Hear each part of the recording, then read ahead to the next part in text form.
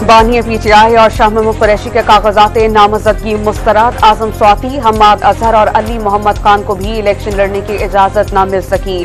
कासिम सूरी, जुल्फी बुखारी और खुर्रम लतीफ खोसा भी इंतखाबी दौर से बाहर। शेख रशीद के कागजात नामजदगी मुस्तरद। नवाज शरीफ, शहबाज शरीफ और मरियम नवाज के तमाम हल्कों से कागजात नामजदगी मंजूर। लोअर जीट के हल्का NA6 पर अमीर जमात इस्लामी सिराजुल हक के कागजात नामजदगी मंजूर।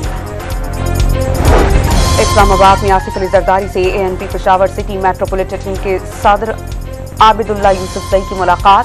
पीपल्स पार्टी में शमूलियत का ऐलान।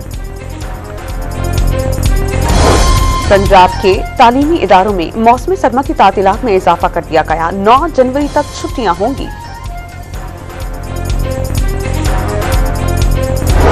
और पाकिस्तान की महानूर अली का एजाज। Under 11 girls junior open squash में भारतीय हरीफ को हराकर गोल्ड मेडल जीत लिया।